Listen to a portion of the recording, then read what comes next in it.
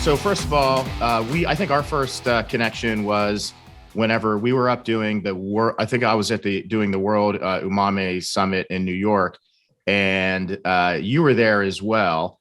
And you saw somebody from Leesburg, and I was like, oh, cool. And I knew you from like Instagram. And then of course, Chris had come to our barbecue class. So though we haven't really met in person, I feel like, I know you, and we're really excited to be able to get you onto the show. No, I'm so happy to be here. And yeah, I remember being in New York surrounded by, the team from Japan and everyone coming from all over the country. And I was like, oh, no kidding. And then I was like, oh, well, I've been to your restaurant a million times because that's my go-to hamburger spot, yeah, which we frequent often. And like you said, I selfishly / brilliantly gifted my husband a master barbecue class with you, which has paid off like tenfold. So yeah, it's great to finally connect, in a visual way. Yeah, absolutely. So we wanted to, lots of different things that we can talk about, but wanted to touch base on the cookbook. Congratulations on that. And I know whenever you announced it, that was available, I was like, oh, really? I didn't even expect that you were even working on something like that. And I thought it was really cool. And I think if you could just maybe let our listeners know, tell us a little bit about the cookbook and a little bit about your background and how you got into the CBD as a direction. And I think we can start there. Sure.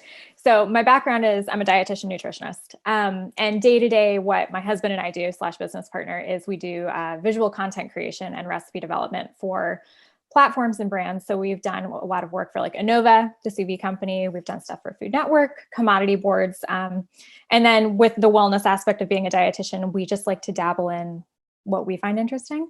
And so for CBD, it was like 2017. I was stressed out. Who wasn't?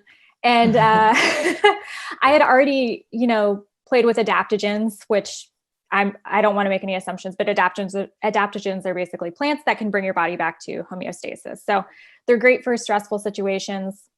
I was playing with them, interested in them. I was doing what I felt I could as a wellness person to decrease my stress levels, doing the things I knew I should, but I needed more help. And that's when about the time CBD started kind of making its way into, I guess, the more distant parts of pop culture stuff. So there was a podcast, Bon Appetit briefly mentioned it. I think a lot of wellness companies I was working with, they had kind of briefly mentioned it. But if you recall, this is before the 2018 Farm Bill came out, which is when it made hemp versus cannabis specifically legal. It made it an agricultural product again.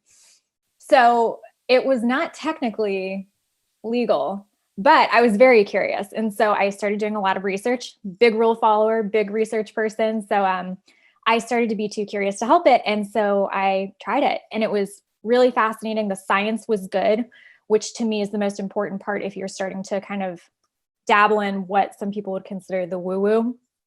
CBD in particular seemed like the kind of thing where it was a really big snake oil thing. Like it does everything. And I was just like, there's no way. So the skepticism side of me was just too curious to not look into it. So I did, and I started writing about it in 2018. And for self-interest and because I knew more and more people were going to be curious about it. And now to look back, it seems so silly because you can buy CBD everywhere. You can buy CBD at 7-Eleven. You can buy it at Wegmans. You can buy it, just everywhere. But at that time, people were very nervous about it. They were very curious. And that's when actually Simon & Schuster approached me in 2019 to do the book. So it wasn't my doing. It was purely data and analytics. Because I had always wanted to do a book. I'd always wanted to do a cookbook, but I think the publishing industry has moved more towards what is based on data, and who can argue with that? If a book's going to do well on a topic or sell, you can't argue. So they knew CBD was coming around the corner. So they approached us and we produced the book for them. And that's how that book came to be. So was there any kind of like hesitation or reluctancy as far as like kind of taking that step to say, hey, I'm going to do this? Because as you know, I know Chris can tell you, we've done a class a couple years ago in Los Angeles that was kind of an exploratory class on asking the question if cannabis has any real culinary value. Yeah. And man, I remember I got like a lot of people like raising an eyebrow, and, my mom was like, hey, you better watch the topics you're doing, and, give me a hard time. And, because there really still for a long time, there's been this big stigma around it.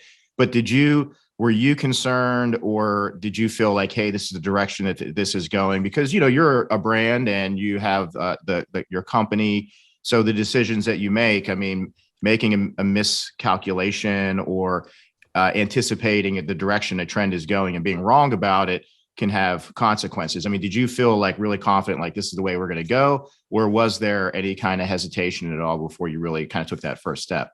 You make such a good point. I mean, everything that Chris, my husband, and I do, somebody said to us, they were like, I never see you guys do anything without intention. And that is pretty true. We research extremely thoroughly, and I would never do anything to, I guess, put us at risk or put us in a position that I couldn't explain. And so that's why I said the science was so important to me.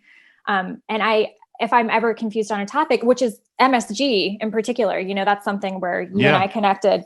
That was something I was extremely passionate about. And that trip to Japan with Ajinomoto, and when I learned that stuff and became like I started working for the brand, Wow. I am always pretty sure if I'm bold enough, I suppose, to put it publicly, because as you know, it's like everybody can find everything online. And if somebody wanted to come and question what you're saying, you need to be able to feel comfortable to support your topic. So while I am extremely a rule follower, the science was there, and I knew with the Farm Bill, I was comfortable putting it out there. What's interesting though, is I think more and more people have jumped on boards, specifically pandemic wise. I had friends that were, even though they knew I would never do anything, I suppose like risky, they themselves could not even be curious enough to dabble in CBD. And so I got a lot of messages, early 2020, where people were like, I need stress relief. Can you tell me more about CBD again? And I was like, oh, so it just took a global pandemic. How funny. But people found it helpful. And if that's what it took to kind of get them there, I feel sad that that plant carries that stigma, but I also understand. And now we're back in this phase where now that Delta 8 has kind of come to market, we're back in that kind of sketchy zone for hemp, where FDA hasn't really taken a stand. They've been supposed to take a stand on hemp as a food and beverage additive for years now, and they just haven't. And so now with Delta 8, which is a compound that functions like Delta 9, which is the THC portion of cannabis that makes it separate from hemp, we're getting back into that questionable area, which is very interesting. At the end of the day, if it has really good safety standards, if it has, and you're choosing a good brand and it's a plant you can trust, I just get so fascinated. And with all plants, I just get so fascinated to see where this is going. But with CBD and with MSG and other things we like to research, I feel extremely strongly that it's not risky at all. You just have to have the data.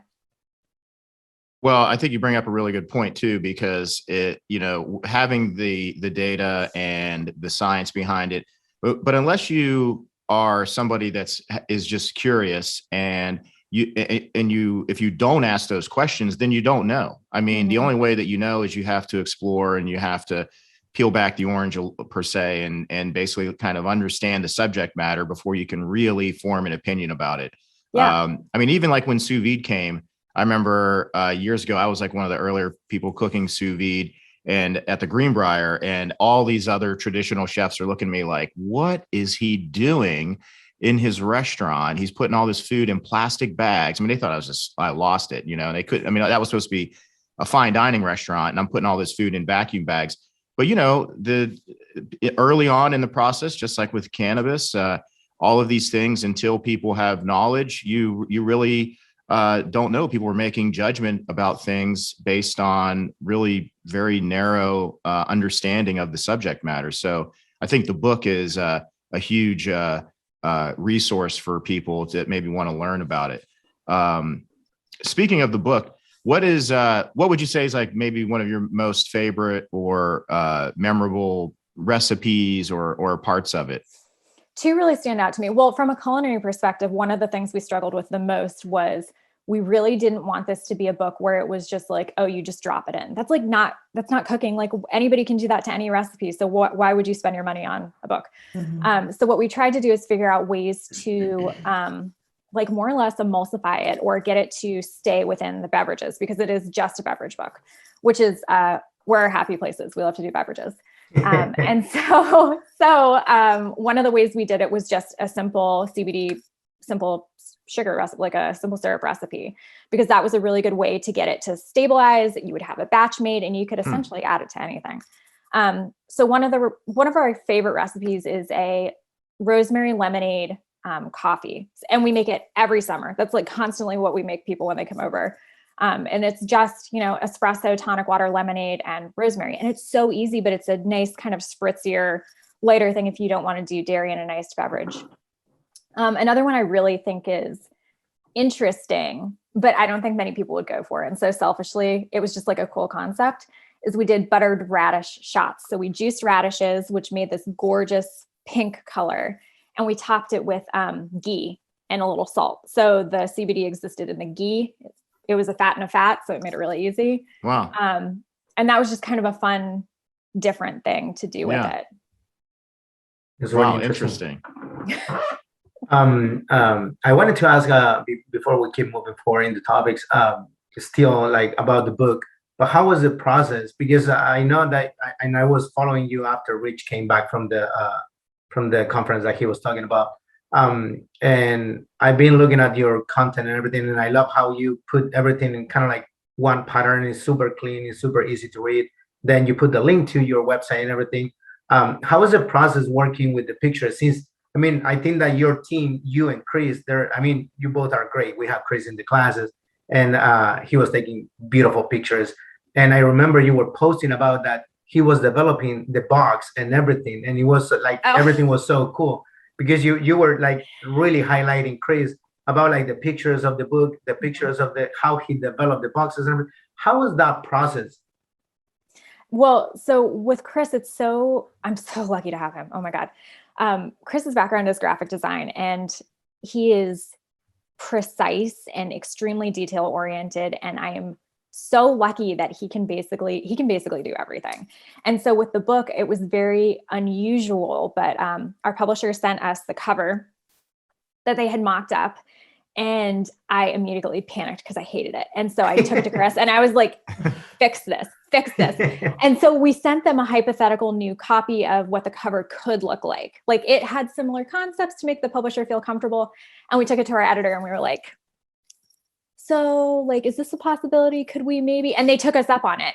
And I was so relieved. Wow. I was so relieved, because with a book, a lot of people walk into a bookstore, and if they don't know the name, they'll say, oh, it's the one with this on the cover. It's the one with this. And with anything visual or digital, like you guys do so much online, if the pictures aren't good, it's a harder sell. Even if the product is good or the menu item is good, if the pictures aren't as good as they could be, you're almost working against yourself. So with Chris, it was great because it was also unheard of. Well, we shot the cover, Chris designed the cover.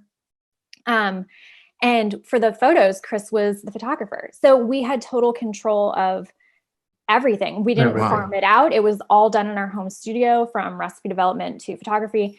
And then, like you were alluding to, some of the press boxes we sent to publications, Chris designed the PR package. So it was like hemp printed. It had custom tissue paper. There were stickers.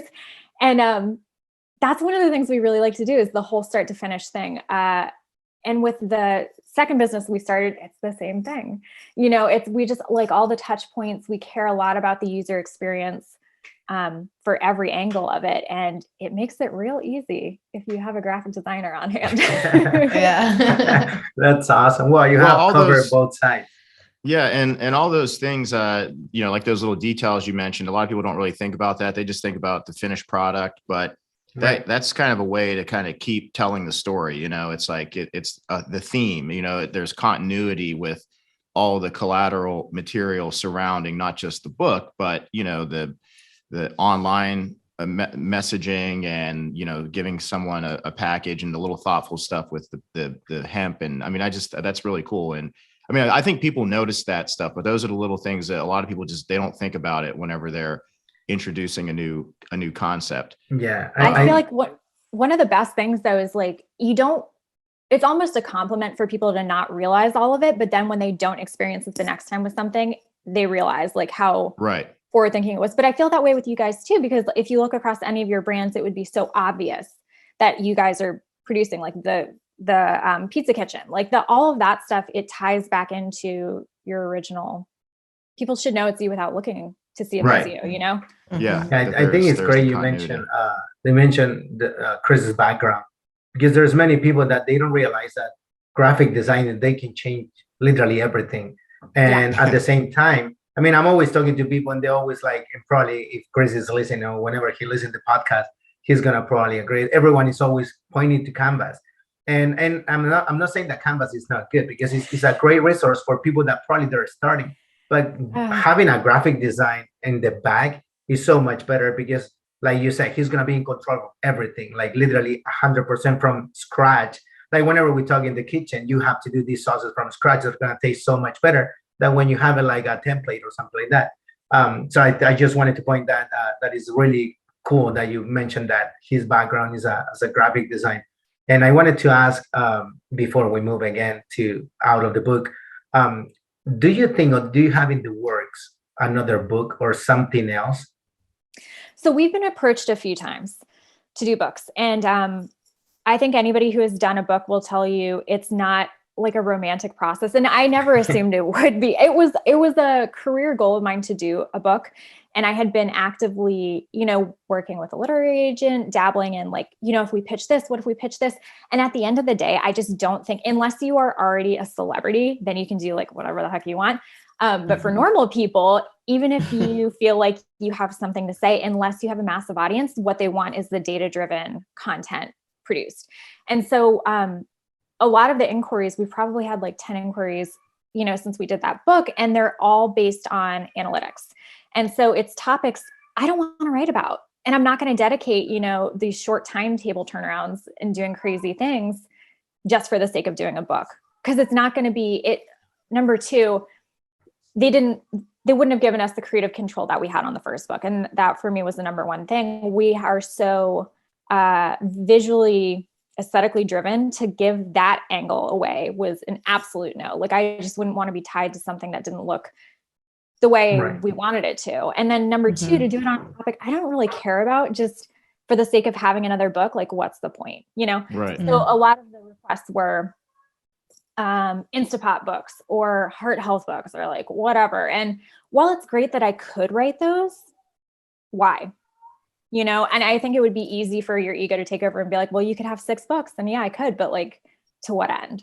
Right. So Yeah, I agree with that probably. Moving forward a little bit, being a registered dietitian has helped you create any of the recipes or any of the content. I mean, just to let everybody know, your website is great and they can find so much content besides just the book. So does it help you? Does it make it easier, or how does it play out in your entire, like, I mean, I can't even number how many things you just said that you do, both of you. So it's like, how does it play throughout like all your different, I don't know how to say it. We do many things. And I can't wait to tell you about some of the stuff later that we're working on right now. To be completely honest, no, I don't think I had to be a dietitian to do what I do. It was certainly helpful in that I have the authority, I guess, to be able to write specific dietary related recipes and content and come on camera as an expert. And that's really, really great. But to do more of just the creative stuff, no, I don't think that's necessary. I think the technical training aspect of recipe writing was really helpful, but it can be learned. I think anybody, if they're really passionate enough about it, they could educate themselves enough to be good at recipe developing. But when it comes to quantity or technical stuff, like when we were developing recipes for Innova's steam oven that they came out with, that product was a beta product. And so it was a lot of knowing how to conceptualize a recipe with new tech, work through it, make adjustments, make sure, all of the ingredients were in the proper order, correct measurements for the type of thing, for the type of audience. I think that was all extremely helpful. And I think also more importantly, the ability to do the research angle for the MSG, like we talked about, and for the CBD or PFOAs and nonstick pans, anything that kind of makes me curious. I know other people have questions about too. And so the ability to analyze existing content for validity and hopefully translate it to, like the way a normal person would talk, like to be helpful. I think that is really helpful, but it has been, I didn't know this was going to be my job. Like when I got my credential, I had no idea we were going to move this direction. Right. And I feel like every time I think about, what do we want to do in 5 years? Sometimes I didn't know we would be doing what we're doing. So I think that's maybe the best part, is the agility that doing what we do brings us, that we can move to new projects all the time. I think everything sounds great, because it sounds that you're having fun. Even that you just said that you don't know what you're going to be doing maybe in a couple of months. Well, besides that, your schedule, your agenda is probably booked like crazy, but you don't know what's going to happen next year. Like the book, you launched the book, and right after the book was the pandemic coming. And probably, and I think that it probably was a best that it was right before the pandemic and not throughout the pandemic, that you could launch the book and everything. But yeah, it's so good to see that passion and that kind of like happiness when you talk about everything that you're doing. And we know we're really lucky to work together, and sometimes it's not fun. Like, please don't assume that it's just like great, amazing. I mean, with all of this stuff comes working with like clients, and sometimes they're a pain in the ass, and sometimes the requests you get are insane and not realistic. But I've learned so much, and the ability to say no to a project is really nice and empowering. And that's great. But yeah, I agree. I think we're really happy to be able to do something creative that we can adjust. Having a little bit of control is nice. But ultimately, it's not doing the same damn thing every single day that makes me happy. Right. Hey, everybody, I want to take a second to say thank you to our sponsors. This show is brought to you by the following partners. Meat and Bone. These guys are just doing an exciting thing in the Miami and Florida area. Check out their website. They offer premium quality meats hand delivered to your door if you live in the Miami-Dade, Broward, and Palm Beach area. But also they ship nationally, and you can also visit them at some of their boutique locations in the Florida area. These guys came up to our recent barbecue class, and they brought all sorts of amazing cuts of meat, steaks, brisket. Listen, if you're looking for quality steaks like you would get in a restaurant, check these guys out. They've got some incredible selection and top-notch quality. Check out their website. Also, Ovention Oven. These ovens are just incredible. We've used these during the pandemic. They really helped us kind of pivot and reposition ourselves so that we were able to expand our menu without having to make expensive investments in the kitchen.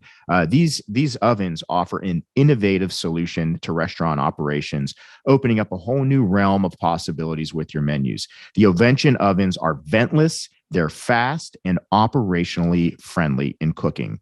What we do is we program our recipes in the oven, and our cooks just press a button of the image of what they're going to cook. It's a whole new way of cooking. Check out their entire line of Ovention ovens. And of course, Steelite. Steelite International has remained an incredible partner of Rosendale Collective. They are an internationally world-leading manufacturer of award-winning inspirational dinnerware for the international hospitality industry. They've been a longtime partner of Rosendale Collective, and they're getting ready to sponsor us with some incredible tableware for our new section on Rosendale Online, and we can't wait to see what they're going to come up with. Also, check out Dry Ager. Dry Ager offers a level of unprecedented quality for both restaurant and home dry aging programs. They make the most amazing dry aging meat cabinets in the industry. They are designed with sophisticated technology. They're made in Germany, and you can get incomparable taste of restaurant quality steak in the comfort of your own home. Thanks again to our following sponsors: Meat and Bone, Ovention Oven, Steelite International, and Dry Ager. Now, back to the show. Would you say there's any ingredients that you tend to your style, anything that you like to work with? Besides CBD. What's that?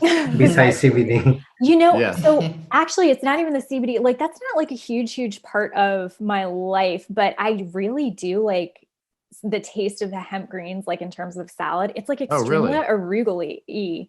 There was a producer in Sperryville, Virginia, that they were just selling hemp greens by the bundle. Really? They were so cool. They're so cool. So they make a great garnish and like a really funky addition. But other than that, anything that's just beautiful and seasonal and that I'm inspired to do. I think the worst can be, God, I hate a 5-ingredient thing or like a crock pot recipe. Anything where it's just the simplicity for the sake of being simple and kind of talking down to a consumer or a home cook. Right. I really hate that. I really hate when a company comes to us and they're like, it needs to be 5 ingredients in 30 minutes or less. And if you could put it in an air fryer, that would be great. I'm just like, I'm so not your person. Like I can, but I don't want to. Yeah. That's funny. So I wanted to talk about, if you can mention a little bit more, talk a little bit more about the Clever Beast. I don't know if I said it right. Where do you get your inspiration for the different aromas? And if you can talk a little bit about what's the Clever for all the people that are listening. So Clever Beast. So last spring, Chris and I decided to start another arm of the business, which is exactly what you do when you have a 4-month child and during the pandemic. Well, that's right. That's good to mention. They have a child too. The perfect time to start a new venture. So Clever Beast is an aroma and flavor company that's based on regional botanicals and waste streams. So for a while, we had kind of been dabbling with this concept of really wanting to utilize waste streams from local agricultural things, wineries, breweries, farm cast off things. And we always joke that Chris's spirit animal is a raccoon because he's great with his hands. He thrives at night. He's a crafty little guy. And so crafty little critter. And so the other name for a raccoon is a Clever Beast. If you look up like lore. Oh, wow. So what we wanted to do is, what better than a little raccoon to do something cool with things that people don't really care about, like lesser known plants. Quick question. Why do you went that way if you love cats? Did you have a discussion? In the logo, there's a cat. So we did bring the cat in. Oh, wow. Okay.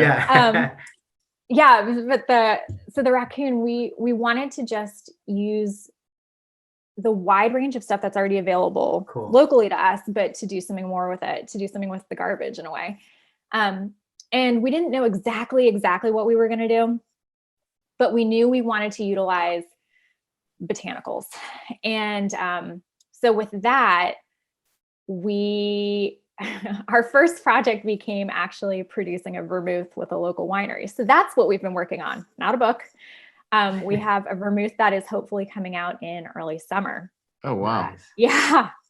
Yeah. So that's mainly what we've been working on right now. But as far as inspiration, just anything unusual. We really like any native grown plant or naturalized plant that people don't know a lot about. That's interesting to us. And a lot of people don't look at it in terms of flavor or aromas. They look at it in terms of, is it a weed?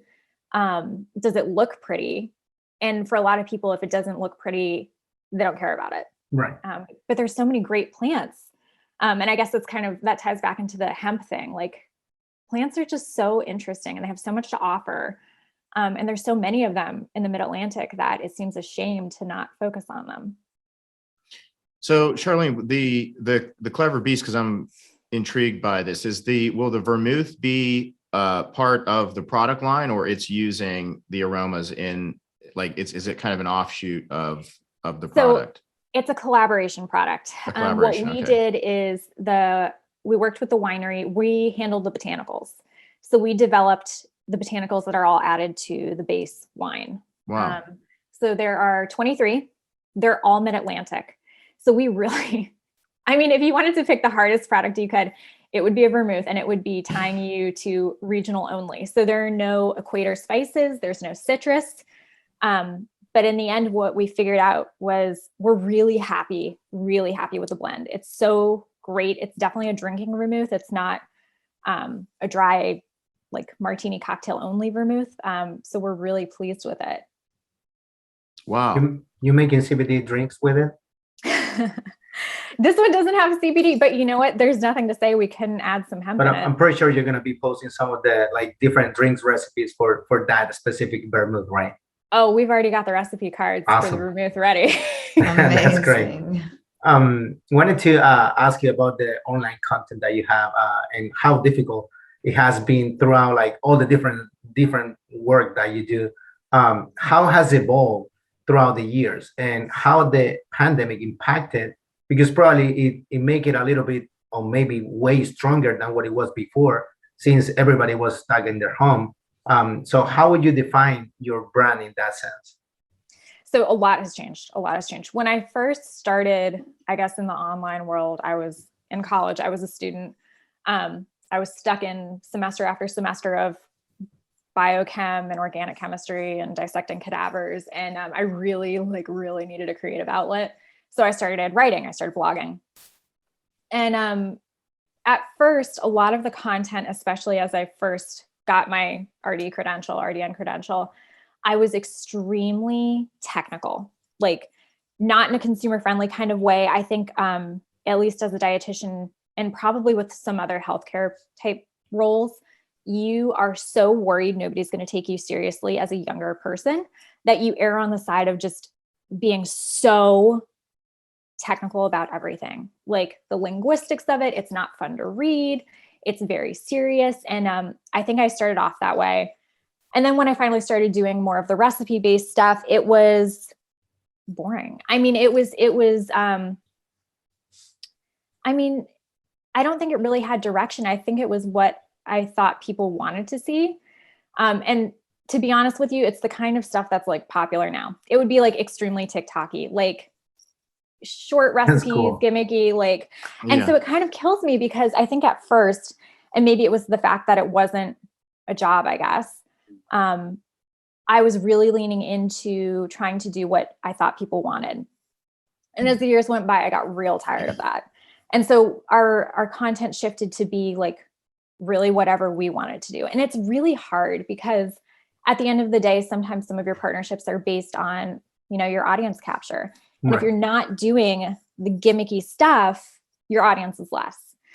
And so that's why I think we've kind of shifted away from doing influency type stuff and doing more content creation for brands to give them their own visual content to do as they will, because it's really soul sucking. Like if it just, the content to me isn't interesting. Everybody's doing the same thing.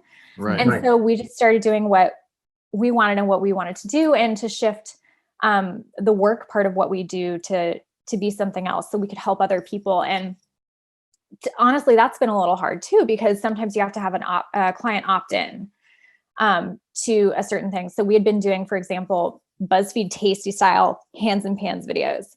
We had done those right when they were popular. We did them for years. Everybody wanted it because the PR people for a brand would say like, oh, well, we know it'll do well, like, because they had done well. And we were just like, I swear, we have to do one more hands and pans video. And so we started to sell clients on, we would produce something else and we'd be like, what about this? Like, let us do this for you. I promise it's going to be great. I know it's different. I know it's scary, but like, let us do this for you. It's going to serve you better than doing the same thing as everybody else. And so it's really gratifying to have a client opt in and trust you. And those are our favorite kinds of clients, the ones who come to us and say like, do what you want to do. Like, here's the prompt, here's what we need, but we trust you. And so what it shifted to for us, we really like doing stop motion. So more GIF-like it's just really short, really succinct, little clever moments with food and beverage. And that's what we keep trying to sell clients on now, because we're like, not everybody's listening with video. Not everybody's watching a 20-second video anymore. You have 6 seconds. Let us do it for you in a really cool, snappy way. And so it's great that finally people are opting in on that. But, you know, it's almost like a rat race, because you're like, well, what's next? Like, what's the next thing we have to try and, you know, get a client to opt out of or opt into? And that's, I think, also why we started kind of doing Clever Bee stuff, because we didn't really want to be beholden maybe forever to a client. And I think you guys can probably understand that, because it's nice with all of your ventures, you have a lot of flexibility in the breadth of what your catalog of opportunities offers you guys? Well, and we also like to have opportunities to keep it fresh and do different things, and really to kind of go down a different path than like what everybody else is doing, because it's, you want to have fun. You like, even just some of the clients or the projects that you turn down, if you know that if you're not going to be passionate about it and you're not going to have fun, it's not going to be enjoyable, you kind of step back and say, do I really want to do this? You know what? And it's great to have that opportunity that you can decide that, and I think your brand and the different ventures, they have so much more compelling, like real energy when somebody is really behind it, when they're not just going through the motions and just doing it, for the wrong reasons, and I agree with a lot of the content that you see online now. Everybody's it's like a cookie cutter, you see a lot of the same videos and the same content, and everybody's does a lot of the same stuff. I was surprised the other day. I mean, you mentioned like Wegmans and Sheetz or the gas stations, what have you, but I was like filling up, getting some gas the other day, and I'm looking at the sign outside and saw that there was CBD items like in the gas station. And I was like, wow, it's crazy that, it makes you wonder like how normalized will you start to see like different ingredients. When we went and did that class, that was like an exploratory class on cannabis, we just started asking the question like, hey, does cannabis have any real culinary value? And we were using a lot of the THC, and we learned a lot about it as far as like how to use it. And when you talk about emulsifying, that was one thing that we understood as well. I think using a syrup, it seems like that makes sense. Like that would really carry it really well. But one of the other things I thought was really neat when you talked about the leaves, we had talked about, wouldn't it be cool to try to make some kind of a nori or like a sushi paper, a wrap or something that was maybe out of like pressed leaves, toasted or what have you, and maybe in like a line of spices or something like a furikake kind of spice. So I guess like the whole process of like going down, the rabbit hole of exploration, you really don't know where you're going to end up, but the going there is kind of an important part in learning about the product and all the different possibilities. So I think, and sometimes it doesn't happen for like years after, like sometimes you'll like the CBD stuff. I wrote about it, and then a publisher like Simon & Schuster was like, hey, do you want to write a book on this? But sometimes you don't know. And so it's funny how in life, like a little seed will be planted and you're like, that's curious. And then like years later, you never know what'll come up as an opportunity. And that's even with the Clever Bee stuff. Like I think what really sparked that is we went to Denmark for the first time, and like that food culture is something that really clicks with us. And so, that little seed took a few years to kind of make that thing happen, but you just never know. You never know what's going to hit you. Where can everyone find out more about you, the different ventures and endeavors that you're doing, and then also where all is the book available? So the book is available basically everywhere: Barnes & Noble, Target, Amazon, some local retailers, depending on where you are. And best place to find us is on Instagram or on the website through the newsletter. Spending a little less time on Instagram recently, but that's the best place to find out like about the vermouth launching and additional products that are coming out with that. So you can find me at Carlene, or you can go to clever.beast and you can get your updates there. Quick question. Why the name? Why the name? Yeah. Carlene. Carlene.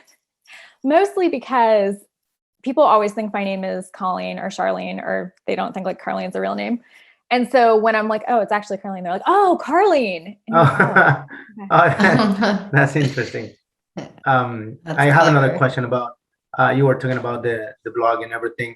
What is your thought about how important and difficult is that to handle social media and a blog? Because I heard that a blog is really good for any kind of company and is really good to drive people to your content, but at the same time is time consuming, worse than social media.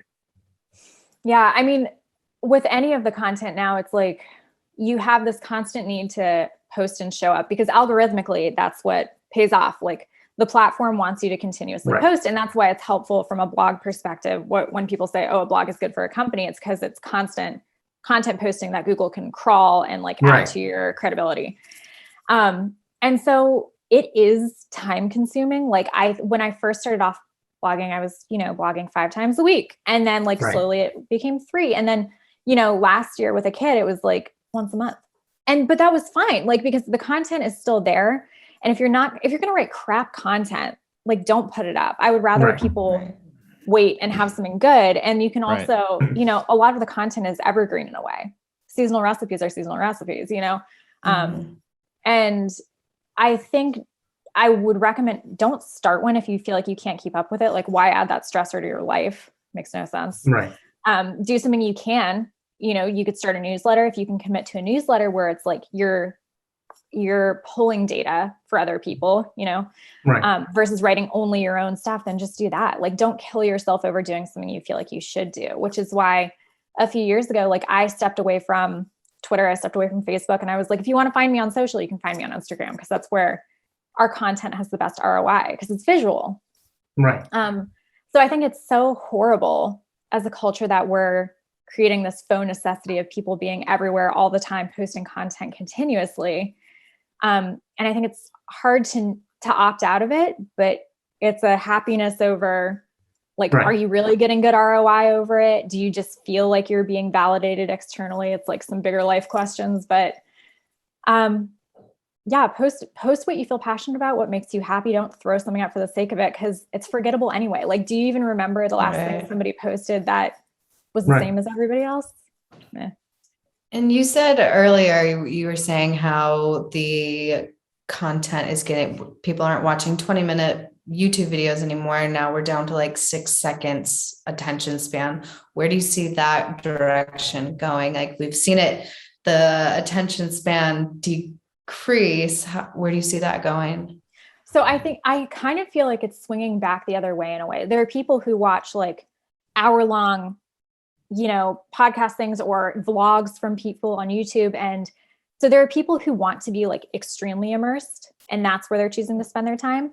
But as far as what you could call like low quality leisure activity, scrolling, the shorter the better. It doesn't matter, which is why if you look on Instagram now these days, some of the breaks between content, it'll be 4 small videos in a row of clips of reels. It's not even just one, it's like 4, and they're all playing simultaneously, and it's 2-second clips of each one.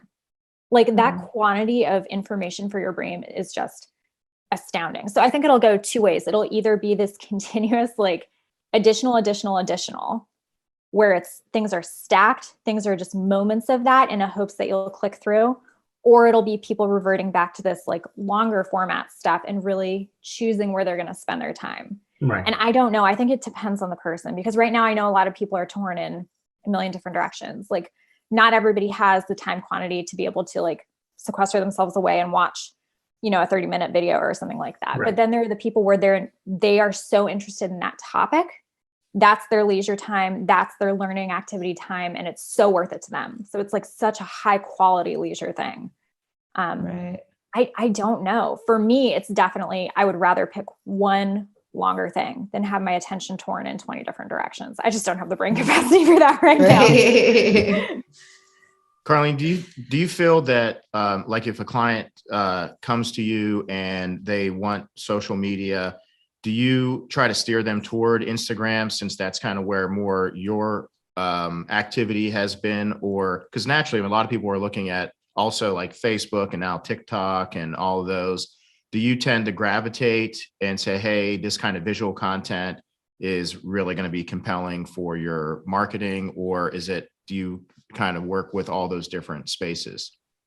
So I think most companies now, they are mainly acquiring for Instagram / utilizing on their website. And because of the website, Facebook. But I think most companies know where their majority of their audience is based on demographics. Like the Facebook demographic is super different than the Instagram demographic. And, but I would say for the most part, I think most of the content is going to Instagram and Reels, and then any press release kind of stuff. And that's why the value is still in photos too. Like we do video stuff, but because most of the content is video, you can put it on Reels, you can have motion on your website that's very capturing. Pinterest has video now. But at the end of the day, sometimes you just need a really solid, like non-moving photo. And the photo goes in a press release. The photo gets syndicated to newspapers, to magazines. Like you can't print a video. So for the things that are still publication based, a photo is still a photo, and that's important. And so the more legs of a piece of content can have, the better, for sure. So then they really, once they have the content, it's kind of at their discretion. They can use it here, they can use it there.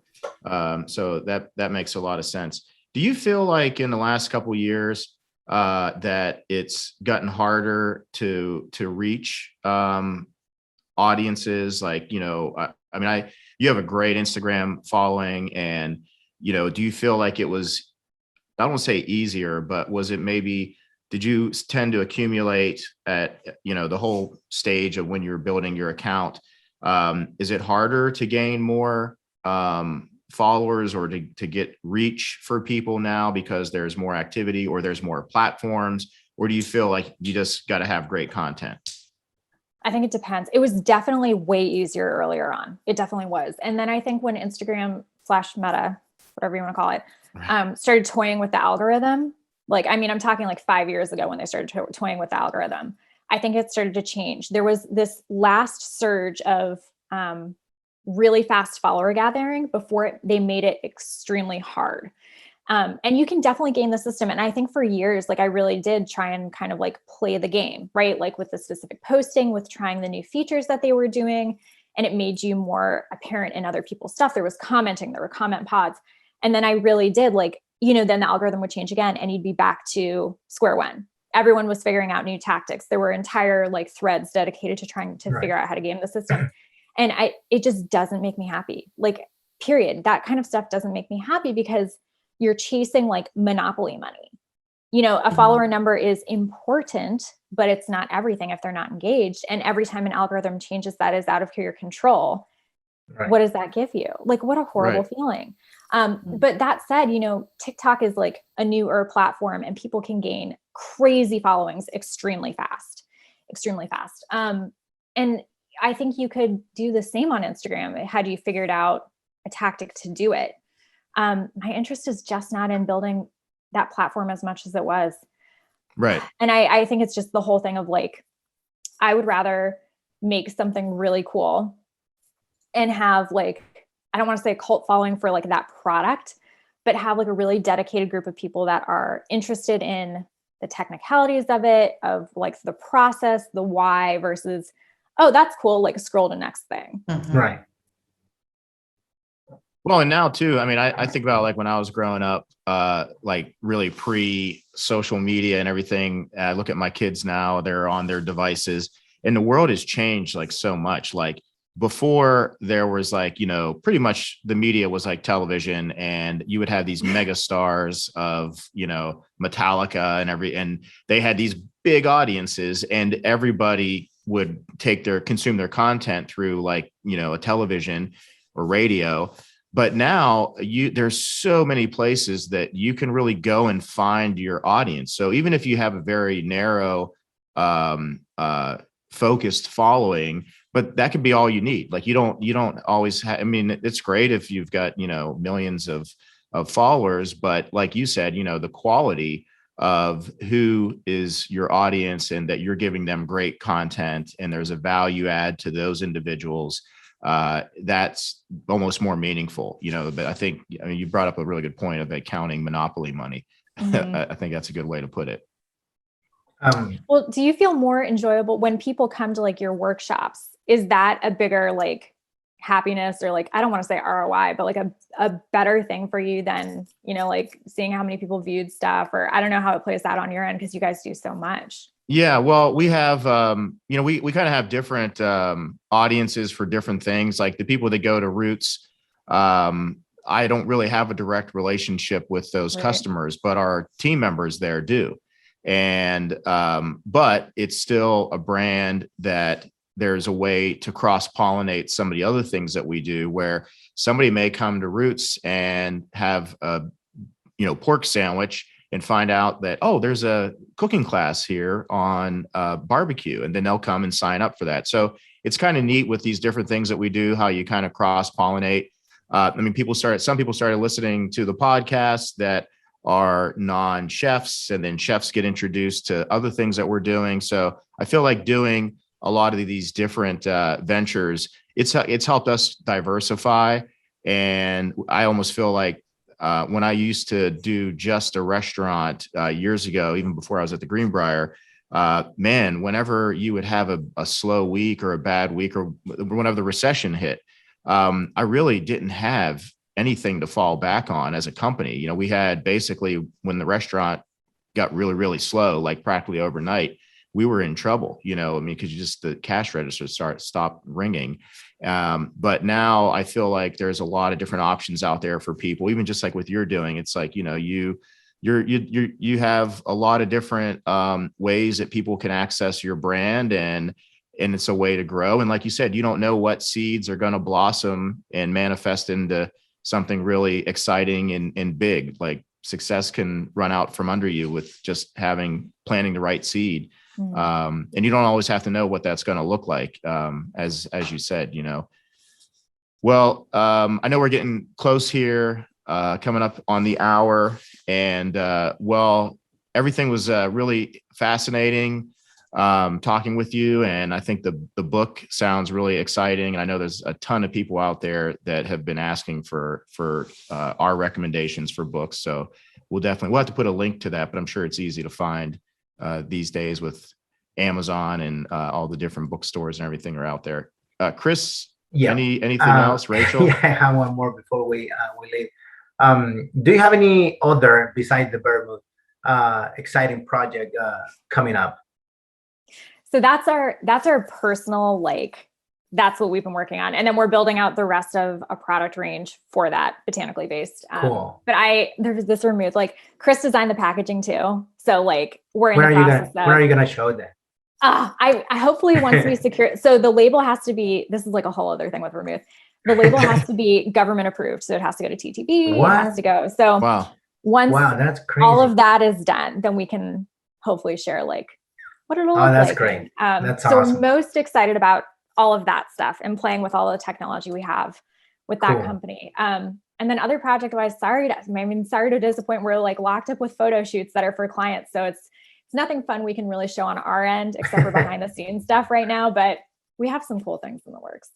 Cool. That's great. I love to see whenever you post about the garden, different recipes that you're doing and everything.